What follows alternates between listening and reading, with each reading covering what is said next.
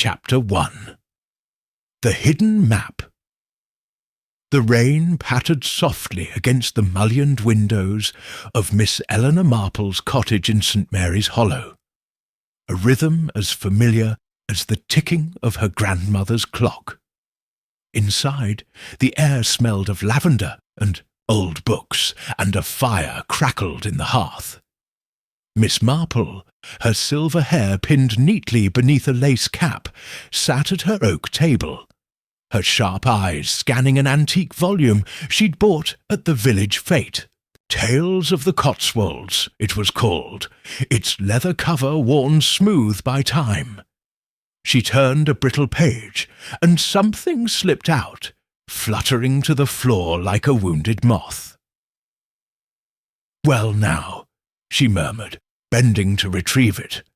Her fingers closed around a folded parchment, yellowed and creased, its edges frayed as if gnawed by secrets.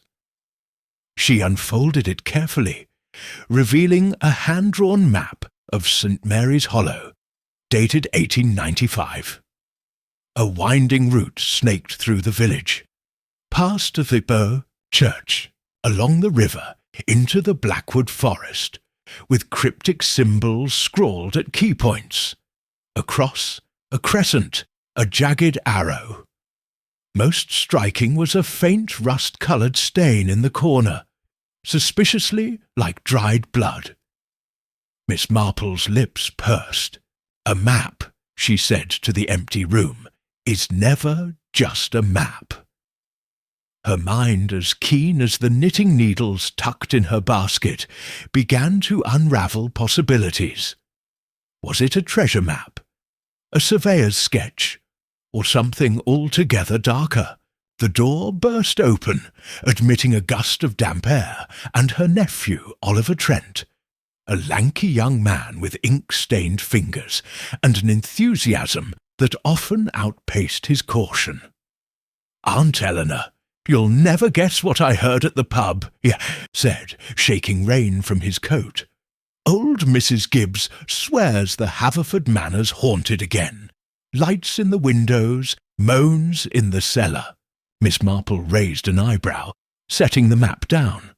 "Oliver, you know better than to trust Mrs. Gibbs after her second sherry. But this," she tapped the parchment, "this is worth a listen." Oliver peered over her shoulder, his eyes widening. "Blimey, that's ancient.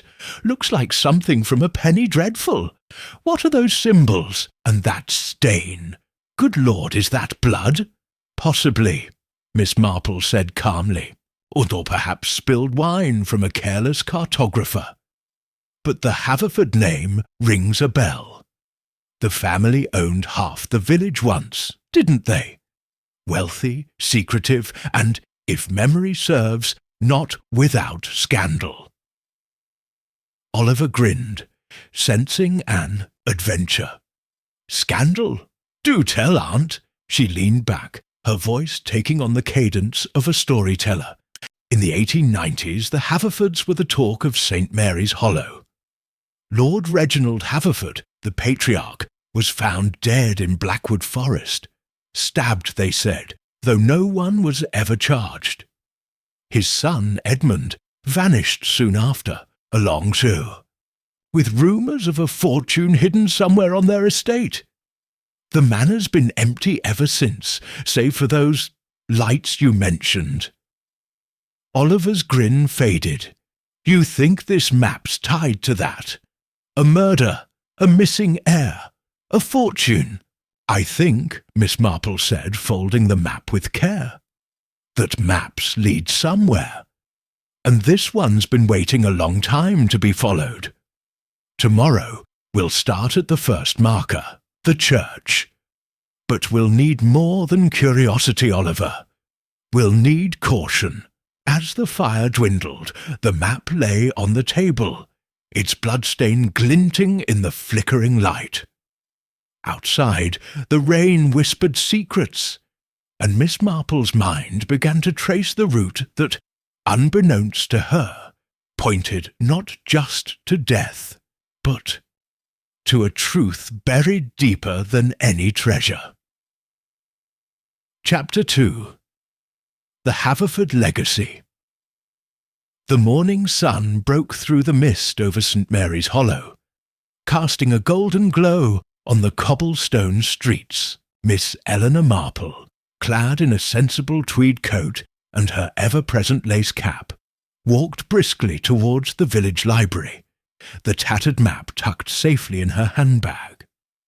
Oliver trailed behind, juggling a thermos of tea and a notebook, his eyes bright with anticipation. "Aunt Eleanor, do you really think the library's got anything on the Haverfords?" he asked, dodging a puddle. "I mean, it's mostly dusty hymnals and farming almanacs." Miss Marple's lips twitched into a smile. "Oliver, a library is a treasure trove, if you know where to look. And I always know where to look. The library, a squat stone building with ivy climbing its walls, smelled of wax polish and aging paper." Mrs. Linden, the librarian, peered over her spectacles as they entered. "Miss Marple, what brings you here so early? Not another of your investigations, I hope?" "Just a bit of history, Mrs. Linden," Miss Marple said smoothly. "Anything on the Havford family, perhaps? Old records, letters, newspapers?" Mrs. Linden's expression soured. "The Haverfords. Troubled lot they were. Try the local history section, Shelf 12, but don't expect pleasant reading." Shelf 12 yielded a jackpot, a crumbling ledger, of village records, a stack of yellowed newspapers, and a slim volume titled The Families of St. Mary's Hollow. Miss Marple settled at a table, her fingers deftly turning pages, while Oliver skimmed headlines, muttering about cricket scores and harvest fairs. "Here," Miss Marple said suddenly, pointing to a newspaper clipping from 1895. The headline screamed Lord Haverford slain in Blackwood Forest. The article detailed the gruesome discovery of Lord Reginald Haverford, stabbed through the heart, his body found near a gnarled oak marked with a crescent symbol. "A crescent," she murmured, glancing at the map's identical symbol. "This is no coincidence." Oliver leaned in, reading over her shoulder. "Says here the police suspected a robbery gone wrong, but nothing was stolen. And listen to this. Lord Haverford's son, Edmund, aged 20, was questioned but released. He vanished days later, fueling rumours of a cursed family fortune. Cursed fortune. Aunt, that's straight out of a Gothic novel." "Novels are fiction, Oliver," Miss Marple said, though her eyes gleamed. "But fortunes, real or rumoured, have a way of twisting fates. Look at this." She opened the ledger to a page listing Haverford assets: land, a manor, and investments worth a king's ransom. They were wealthy beyond reason, yet Lord Reginald's death left the estate in chaos. No will was found, and Edmund's disappearance sealed the manor's fate. Oliver frowned. "So what? You think the map leads to this fortune? Or to whoever killed Lord Haverford?" "I think," Miss Marple said, closing the ledger with a soft thud, "that the map is a thread in a tangled web. The Haverfords had enemies, creditors, rivals, perhaps even family. And that bloodstain suggests someone paid a price for this secret." As they left the library, Oliver glanced at the map, now spread on the table. "The next marker's the church, right? Maybe there's a clue in the graveyard or the crypt. The Haverfords probably had a family plot." Miss Marple nodded, but her gaze drifted to the horizon, where the Blackwood forest loomed, its shadows whispering of secrets yet to be unearthed. "The church, yes, but we must tread carefully, Oliver. The past has a way of guarding its truths. As they stepped into the chilly noon air, a figure watched from across the street. A man in a dark coat, his face half hidden by a scarf. He turned away swiftly, melting into the crowd, but not before Miss Marple's sharp eyes caught the glint of something metallic in his hand. Her heart quickened, though her face remained serene. The map's route was pointing to death indeed, and someone was already following it. Chapter 3. The First Clue.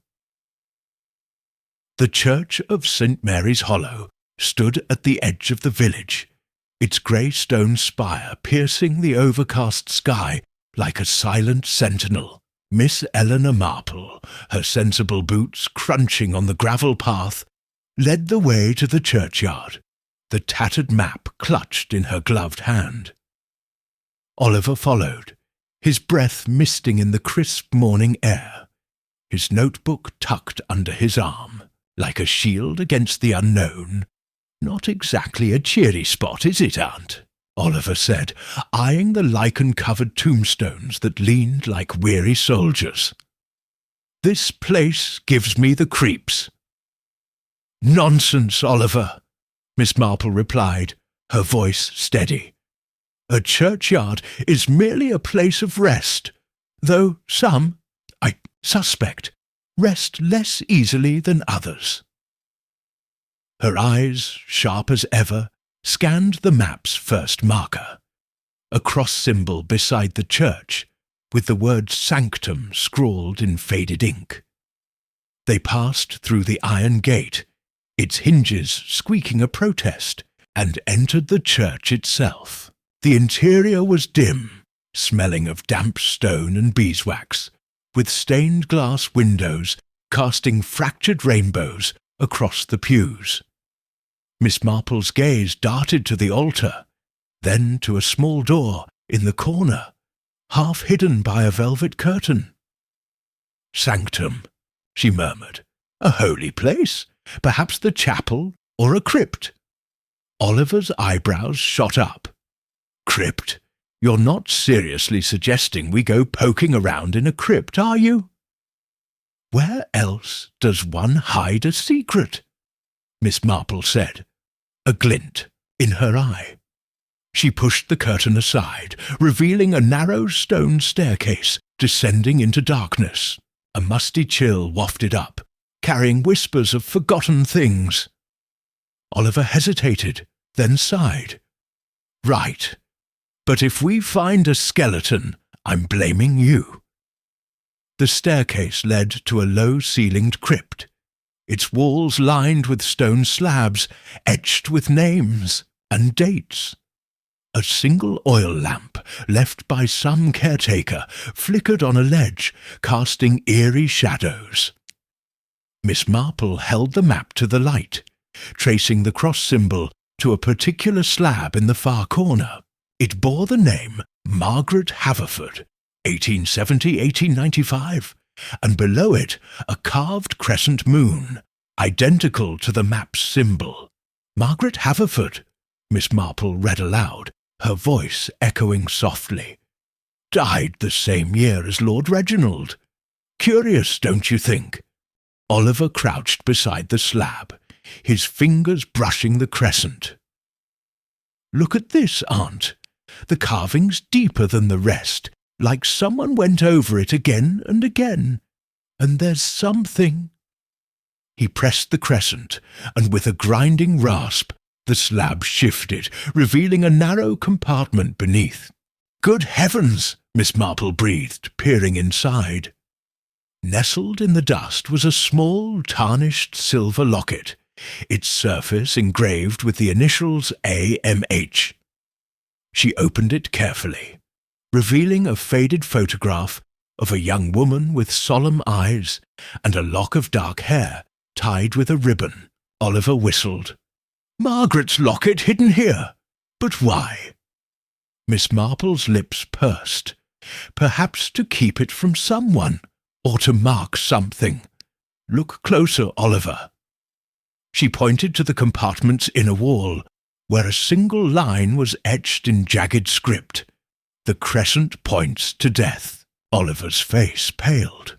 "That's not ominous at all," he said, his voice tight. "Aunt, this is tied to Lord Reginald's murder, isn't it?" "Margaret knew something, or saw something," Miss Marple corrected, slipping the locket into her pocket. "Margaret died young, the same year her father was stabbed under a crescent-marked oak. This locket, this message, they're pieces of a puzzle. But we must be cautious. Secrets like these don't stay buried without reason." As they climbed back to the church, the air felt heavier, the silence of the churchyard pressing in. Oliver glanced over his shoulder, half expecting a shadow to move among the graves.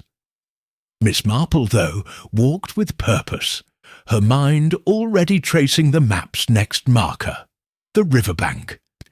But the weight of the locket in her pocket and the words, "The crescent points to death," lingered, a warning that the route ahead would demand more than cleverness.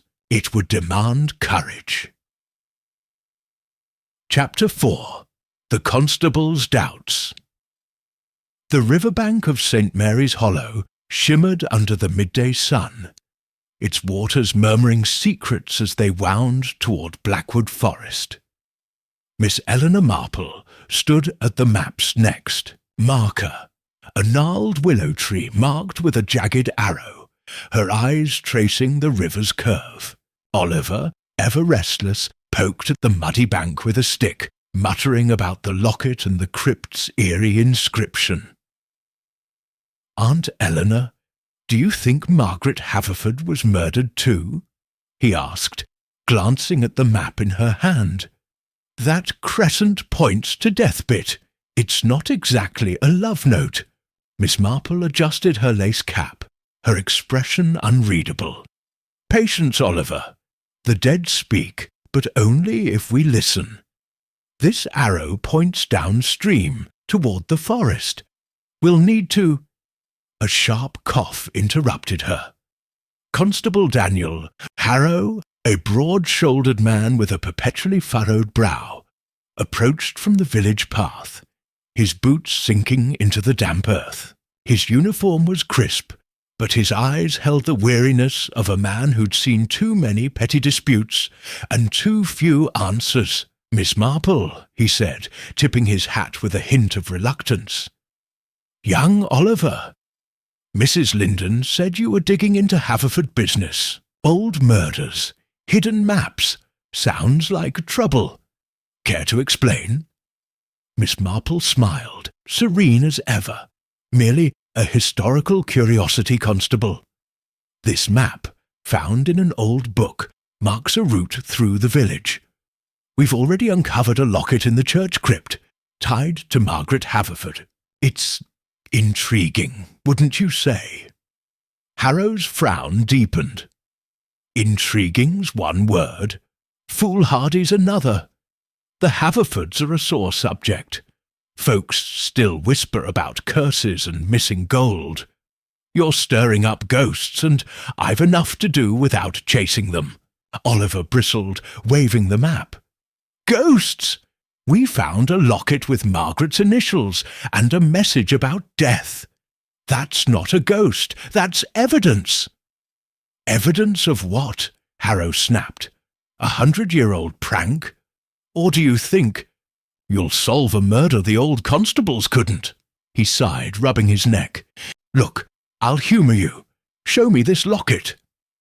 Miss Marple handed it over, watching Harrow's face as he examined the tarnished silver and the photograph inside. His scepticism wavered just for a moment before he pocketed it. "I'll hold on to this. If it's tied to a crime, it's police business." Before Miss Marple could protest, a rustling came from the forest's edge. The trio turned as a figure darted between the trees, a man cloaked in dark fabric, his movements swift and deliberate.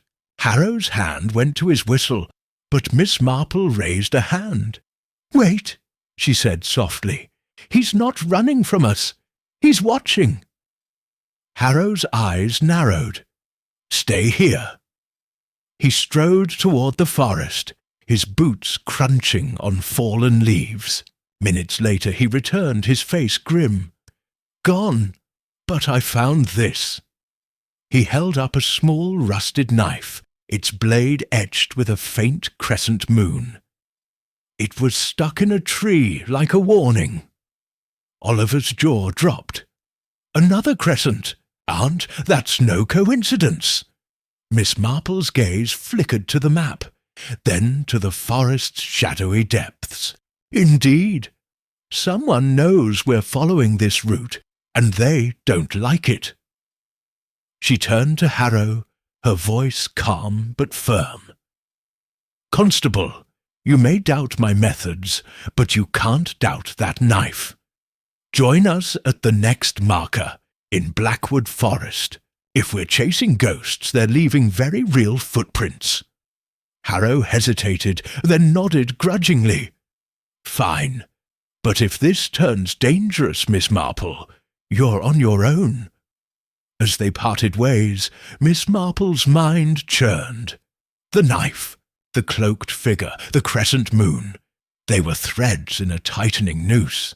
The map's route was leading them deeper into danger, and the constable's doubts, though loud, were no match for the truth she sensed lurking just out of reach. Chapter 5. Whispers of Betrayal. The Blackwood Forest loomed at the edge of St. Mary's Hollow, its ancient oaks casting dappled shadows that seemed to shift with secrets. Miss Eleanor Marple, her tweed coat buttoned against the evening chill, studied the tattered map's next marker. A crescent symbol near a clearing marked Hollow Oak. Oliver trudged beside her, clutching a torch, while Constable Harrow followed, his sceptical gaze darting to the underbrush. "Mind your step, Oliver," Miss Marple said, her voice calm despite the forest's eerie hush. "The ground's uneven, and I'd rather not explain a sprained ankle to your mother." Oliver grinned, though his eyes flicked nervously to the trees. "I'm more worried about that cloaked chap with the knife. You saw him, Constable. Think he's still out here?" Harrow grunted, his hand resting on his truncheon. "If he is, he'll regret it. But I'm here for answers, not fairy tales. What's this marker supposed to show us, Miss Marple?" She pointed to the map's crescent. This clearing was where Lord Reginald Havford was found dead, stabbed beneath an oak marked with a crescent. The locket, the knife, the symbols, they all point back to 1895. We're close to something, Constable, whether you believe it or not. They reached the clearing, where a massive oak stood, its bark scarred with a faint, weathered crescent. Oliver shone his torch, revealing a hollow at the tree's base, half covered by roots. "Look at that! Could be a hiding spot." Before Miss Marple could respond, a voice called from the village path. "Who's there?" Mrs. Gibbs, the village's most notorious gossip, emerged, her shawl clutched tightly. Her eyes widened at the sight of Miss Marple. "Eleanor Marple, what are you doing in this god-forsaken place? Chasing Haverford ghosts, I'll wager." Miss Marple's lips twitched. "Good evening, Mrs. Gibbs. Merely a walk. Though, since you're here, what do you know of the Haverfords? You were a girl in 1895, weren't you?" Mrs. Gibbs puffed up, eager to share. "Oh, I remember all right. Lord Reginald was a tyrant, lording his wealth over everyone. But the real talk was his groundskeeper, Thomas Pike. Quiet man, devoted to young Margaret Haverford. Too devoted, some said. They were sweet on each other despite her father's fury. When Reginald died, Pike vanished, same as Edmund. Folks said Pike killed Reginald for Margaret, then fled when she died. Oliver's jaw dropped. A love affair? That's motive, Aunt. Maybe Pike left the map. Harrow scoffed. Gossip's not evidence. Pike's long gone, dead or fled to Australia most likely. Miss Marple's eyes gleamed. Perhaps. But love, Constable, is a powerful force, for good or ill. Mrs. Gibbs, did Pike ever speak of a treasure or a map? Gibbs hesitated, then leaned in, her voice low. Not a map, but he was seen digging in this very clearing, nights before Reginald's death. Said he was protecting something for Margaret. After she passed, folks swore he cursed the Haverfords and their gold. As Mrs. Gibbs shuffled back to the village, Miss Marple knelt by the hollow oak, her fingers probing the earth. She unearthed a small, dirt-encrusted tin, its lid etched with a crescent. Inside was a single faded letter, addressed to Margaret in a trembling hand. The ink was smudged, but one line stood out. "Forgive me, for the crescent hides my sin." Oliver gasped. Pike's letter? Aunt, this proves he was involved. Miss Marple folded the letter carefully. It proves someone felt guilt. But whose? Sin? And why hide it here? She glanced at Harrow, who looked unsettled despite himself. Constable, you'll want to keep that knife safe. Our cloaked friend may know more than we do. As they left the clearing, the forest seemed to close in, the crescent-marked oak standing like a silent witness. Miss Marple's mind raced. Thomas Pike, Margaret, a hidden sin. The map's route was unravelling a betrayal. But whose, and why? Did the shadows feel so much closer now? Chapter 6. The Midnight Ambush. The moon hung low over St. Mary's Hollow, its pale light barely penetrating the dense canopy of Blackwood forest. Miss Eleanor Marple, her scarf wrapped tightly against the midnight chill, led Oliver and Constable Harrow to the map's next marker, a jagged arrow pointing to a derelict bridge deep in the woods. The air was thick with the scent of damp moss, and something sharper, like fear. "Aunt Eleanor, are you sure about this?" Oliver whispered, his torch beam jittering across gnarled roots. "It's past midnight, and that cloaked figure's still out there. Maybe we should wait till morning." Miss Marple's eyes, sharp even in the dark, flicked to the map. The letter we found spoke of a sin hidden by the crescent. This bridge is the next step, Oliver. Secrets don't wait for daylight. Harrow, his truncheon gripped tightly, muttered, "This is madness. I should be patrolling the village, not chasing ghosts in the woods. That letter's probably just a lovesick note from Pike to Margaret."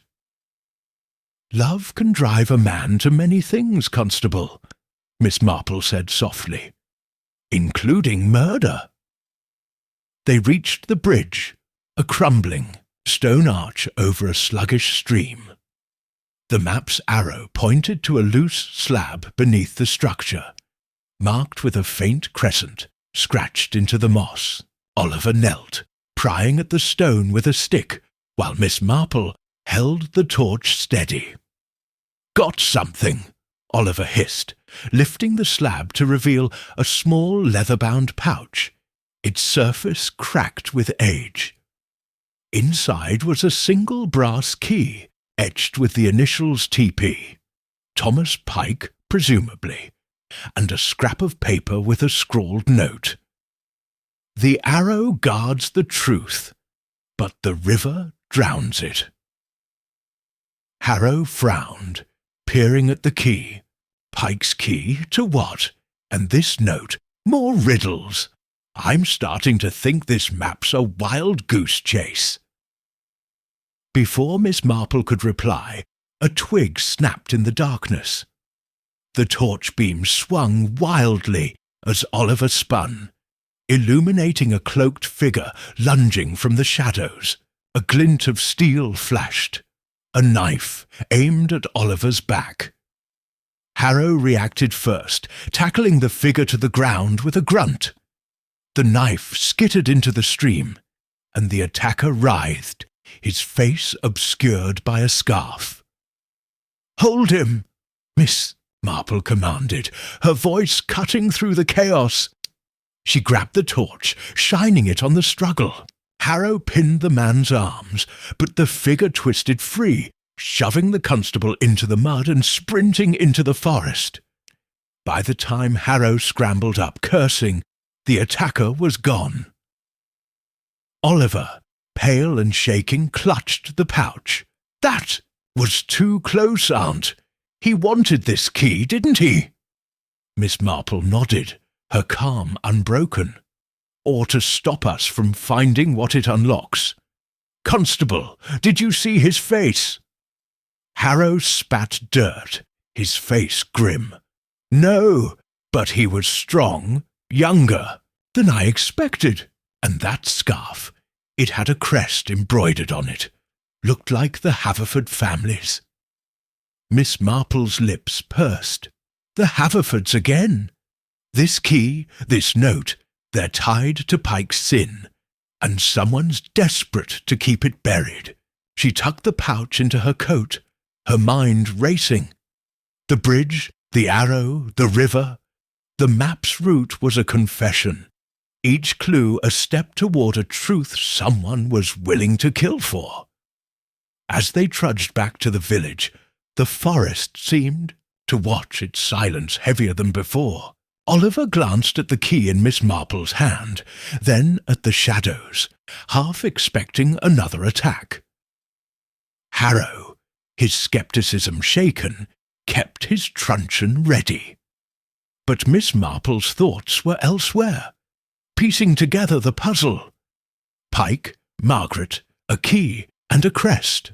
The map was pointing to death, and the next marker, a cellar in the Havford Manor, would bring them closer to its heart.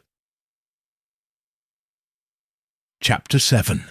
The Cryptic Journal. The Havford Manor loomed at the edge of St. Mary's Hollow, its ivy-choked walls and shattered windows staring down like a forgotten giant. Miss Eleanor Marple, her lace cap slightly askew from the midnight trek, stood before the manor's rusted gates, the tattered map in one hand and the brass key marked TP in the other. Oliver, still shaken from the forest ambush, clutched his torch, while Constable Harrow scanned the shadows, his skepticism now laced with unease. "This place looks like it's waiting to swallow us whole," Oliver muttered, his voice barely above a whisper. "Aunt, are you sure the map points to the cellar? That key could open anything, a chest, a door, a trap." Miss Marple's eyes twinkled, though her face remained grave. "The map's arrow marked the manor's cellar, Oliver, and Thomas Pike's key suggests he left something there, something worth attacking us to protect." Harrow kicked a loose stone, his jaw tight. "Or it's another dead end. I'm only here to keep you two from breaking your necks. But if that cloaked lunatic shows up again, I'm hauling him to the station." They pushed through the creaking gates, the manor's overgrown garden clawing at their coats. The front door, warped by time, yielded to Harrow's shoulder, revealing a foyer thick with dust and the faint scent of mildew. Miss Marple led the way to a narrow staircase descending to the cellar, its wooden steps groaning under their weight. The cellar was a cavern of shadows, its stone walls slick with damp. Barrels and crates, long abandoned, littered the floor, but Miss Marple's gaze fixed on a heavy iron door in the far corner. its lock engraved with a crescent moon. She held up the key, its brass glinting in the torchlight. "Thomas Pike's handiwork, I presume," she said, inserting the key. It turned with a reluctant click, and the door swung open to reveal a small, hidden chamber. Inside, on a rotting shelf, sat a leather-bound journal, its cover stamped with the initials M.H., Margaret Haverford. Oliver's breath caught. "Margaret's journal! Aunt, this could tell us everything." Miss Marple opened it carefully, the pages crackling like dry leaves. The entries, written in a delicate hand, painted a vivid picture. Margaret's love for Thomas Pike, a groundskeeper her father despised, her fear of Lord Reginald's growing paranoia about a stolen fortune, and a chilling account of a night in 1895 when she overheard a heated argument between her father and an unknown man, ending in a promise of betrayal. The final entry, dated the day of her death, read, "Thomas swears to protect me, but the crescent marks our doom. If I fall, let the truth be buried with me." Harrow, reading over her shoulder, frowned. "Sounds like Pike planned something desperate. Maybe he killed Reginald to save Margaret, then lost her anyway." Miss Marple's lips pursed. Or someone else betrayed them both. This journal speaks of love, but also of a third player, someone close to the Haverfords. She closed the journal, tucking it into her bag. "The map's route is leading us to a truth Pike and Margaret died for." As they turned to leave, a low scrape echoed from the cellar's main room. Harrow drew his truncheon, motioning for silence. The torch beam caught a fleeting shadow, a figure, cloaked and scarf-wrapped, slipping behind a crate. Before Harrow could charge, a crate toppled, crashing toward Oliver. Miss Marple yanked her nephew back just in time, the crate splintering on the stone floor. "Enough games!" Harrow roared, lunging after the figure. But the cloaked man was already gone, vanishing up the stairs. In his wake, a single object glinted on the floor, a silver cufflink engraved with the Haverford crest. Oliver, trembling, picked it up. Another Haverford clue. "Aunt, this isn't just about Pike and Margaret. Someone's still guarding their secrets." Miss Marple nodded, her mind racing. The journal, the cufflink, the crescent symbols, they were pieces of a betrayal that spanned generations. The map's next marker, a hidden vault, promised answers, but also danger. As they climbed back to the manor's foyer, the weight of the journal in her bag felt heavier than stone, its words a whisper of love and loss that demanded justice. Chapter 8. The False Treasure. The Havford Manor's cellar seemed to pulse with secrets as Miss Eleanor Marple, her torch casting long shadows, traced the tattered map's next marker, a crescent symbol marking a vault beneath the estate.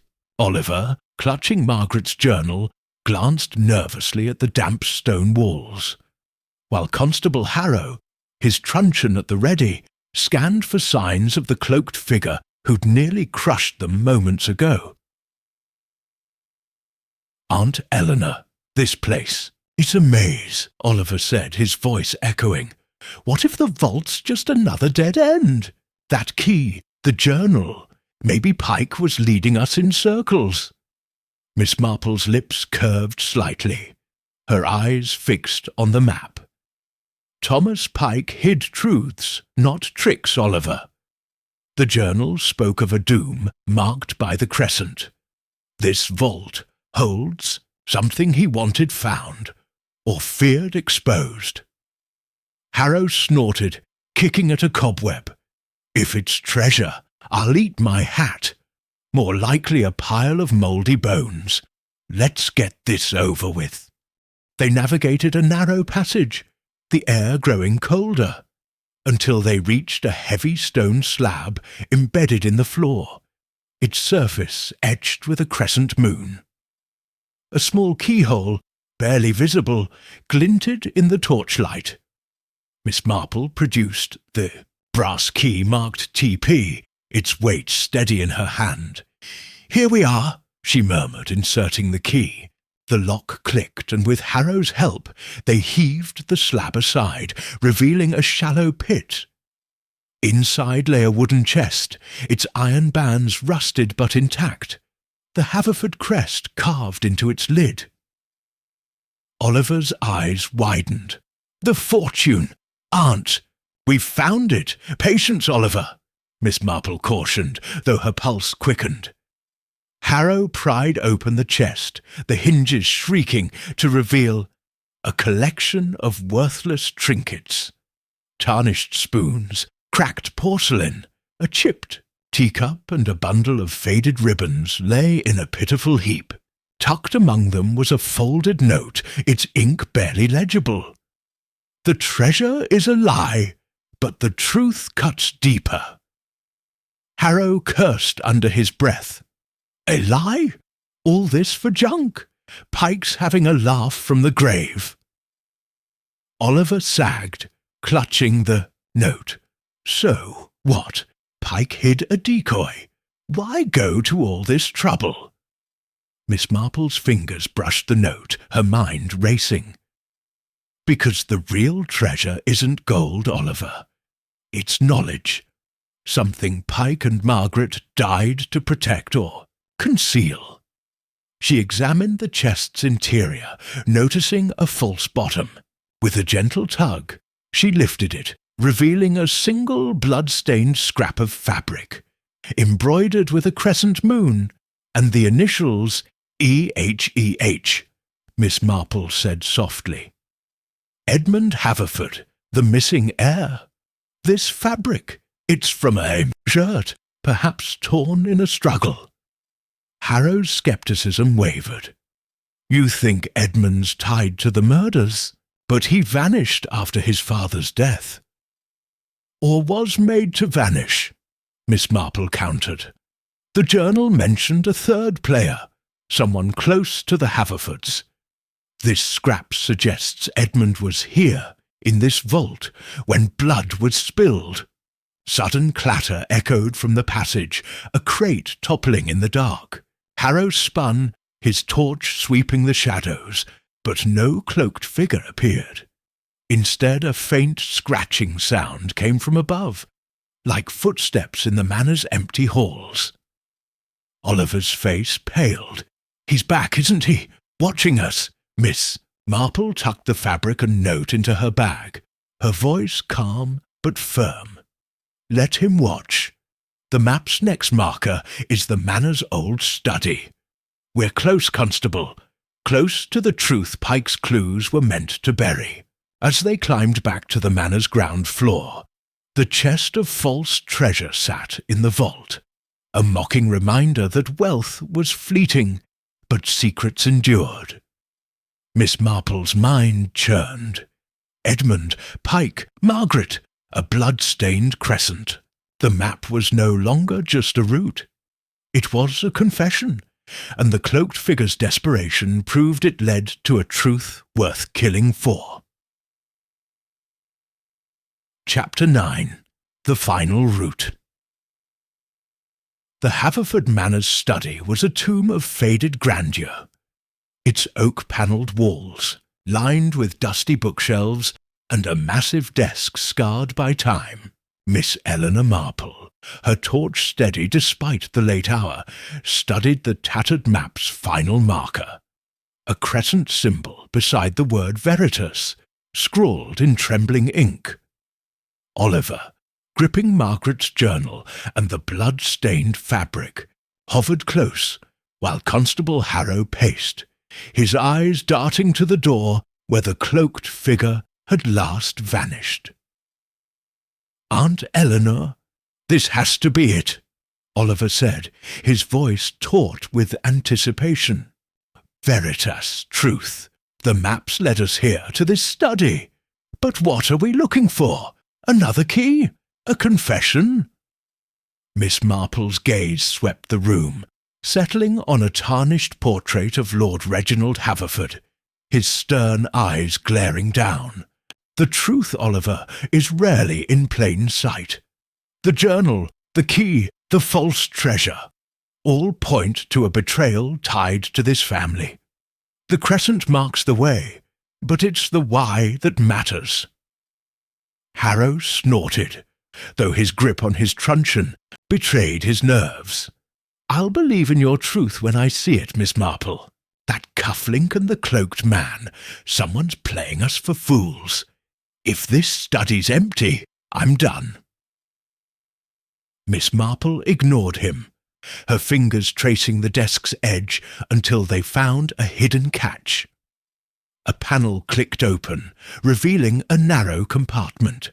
Inside lay a sealed envelope, its wax seal stamped with the Haverford crest and a crescent moon. She broke the seal, unfolding a single sheet of parchment. A letter dated 1895, written in Thomas Pike's hurried hand. "Listen," she said, reading aloud.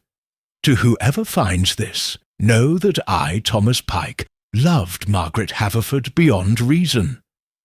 Her father's greed doomed us. I hid the map to lead you here, to the truth. Lord Reginald was betrayed not by me, but by his own blood. Edmund Haverford, driven by envy, struck the fatal blow. Margaret saw, and her heart broke. She died protecting me, but I cannot live with this sin. The crescent marks my guilt, and his." Oliver gasped. Edmund killed his father, and Margaret knew? That's why she wrote about doom. Harrow's face darkened. If this is true, Pike's confessing to hiding the crime. But where's Edmund now? And who's this cloaked figure stalking us? Before Miss Marple could answer, the study door slammed open, and the cloaked figure lunged inside, a knife gleaming in his hand. Harrow tackled him, but the man was wiry, twisting free and slashing at Oliver, who stumbled back, dropping the journal. Miss Marple, with surprising agility, swung her torch, catching the attacker's wrist. The knife clattered to the floor, and Harrow pinned the man, yanking off his scarf. The face revealed was weathered, with sharp cheekbones and eyes burning with desperation. Edmund Haverford's features, aged but unmistakable. But the man spat, his voice hoarse. "I'm not Edmund! I'm Caleb Haverford, his grandson. You've no right to dig up this shame." Miss Marple's eyes narrowed, the letter still in her hand. "Caleb, you've been guarding this secret. Your grandfather's crime. The cufflink, the crest. You knew the map would expose Edmund's guilt. Why attack us?" Caleb slumped, his fight draining. "The Haverford name is all I have. Grandfather confessed to me before he died how he killed Reginald for the fortune, only to find it was a myth. Margaret's death broke him. He hid in exile, but I swore to keep the truth buried. When I saw you with the map, I panicked." Harrow cuffed Caleb, his voice grim. "Panic's no excuse for attempted murder. You're coming with me." Miss Marple picked up the journal, her mind piecing together the final threads. The map wasn't for treasure, but for justice. Pike crafted it to lead someone, anyone, to this letter, to clear his name and expose Edmund. Margaret's death was the cost of their silence. As Harrow led Caleb away, Oliver stared at the letter. "Shaken, Aunt. Pike's map led us to the truth, but it cost so much. Was it worth it? Miss Marple's gaze softened, resting on the portrait of Lord Reginald. Truth always has a price, Oliver. But it's a debt we pay for those who can't. Study fell silent, the crescent-marked letter a testament to a family's ruin. The map's route had ended, but its final revelation, the confession of a son's betrayal, promised a reckoning yet to come. Chapter 10. The Confession and the twist. The dawn light filtered through the mist of St. Mary's Hollow, casting a soft glow on Miss Eleanor Marple's cottage. Inside, the fire crackled as Miss Marple sat at her oak table. The tattered map spread before her, its blood-stained corner a silent witness to the truth it had unveiled. Oliver, nursing a cup of tea, stared at Thomas Pike's letter, while Constable Harrow stood by the window, his face etched with the weight of Caleb Haverford's arrest. "Aunt Eleanor, it's over, isn't it?" Oliver said, his voice heavy. "Caleb's confessed to the attacks, and Pike's letter proved Edmund killed Lord Reginald. The map led us to justice, but it feels so grim." Miss Marple's eyes, sharp as ever, lingered on the map's crescent, symbols. Justice, Oliver, is rarely tidy, but something troubles me. Pike's letter, Margaret's journal, they tell a story, yet one piece doesn't fit. Harrow turned, frowning. "What piece?" "Caleb admitted he tried to stop you to protect his grandfather's shame. Edmund's crime is exposed, Pike's name is cleared, and Margaret's death, well, the coroner's report said it was a weak heart, not murder. What's left?" Miss Marple folded the letter, her fingers tracing the ink. The blood on the map. Pike's note spoke of guilt, but not of spilling blood. And Margaret's final journal entry, "The crescent marks our doom." It wasn't despair. It was fear. She stood, retrieving the locket from the church crypt and opening it to reveal the photograph of Margaret and the lock of dark hair. Oliver leaned forward. "You think the locket's the key, but it's just a keepsake, right?" "Perhaps," Miss Marple said, her voice soft but firm. "But hair keeps secrets." She held the lock to the light, then reached for a magnifying glass. "This hair, it's not Margaret's. It's coarser, darker, and there's a trace of something, resin, perhaps, like that used in old medicines." Harrow's skepticism flared. "Medicine? Miss Marple, you're grasping at straws. Margaret died of natural causes." Miss Marple's lips pursed. "Did she? I visited the village apothecary yesterday. In 1895, a poison, aconite, was sold as a heart tonic in small doses.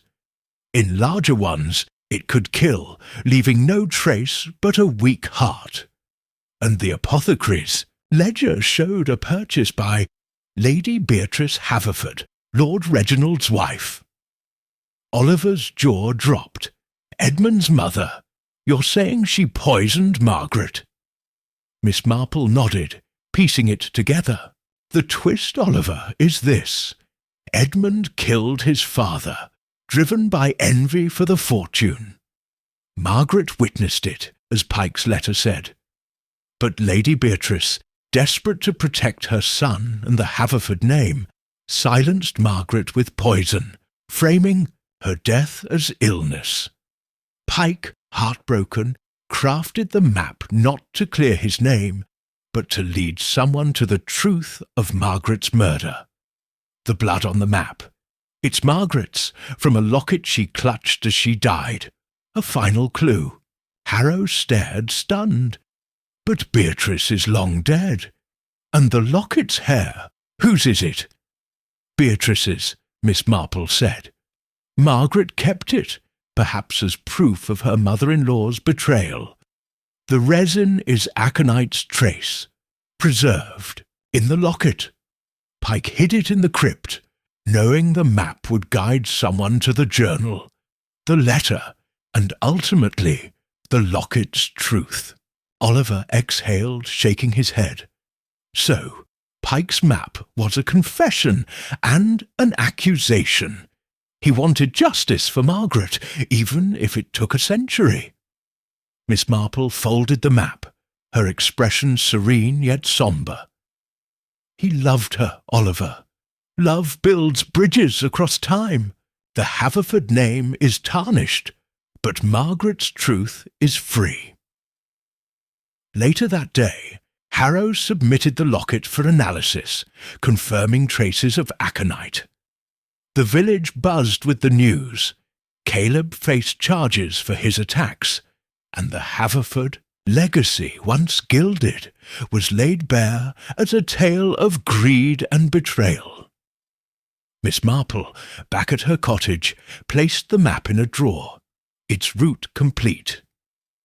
Outside, St. Mary's Hollow stirred with spring's promise, and the ghosts of 1895 at last found peace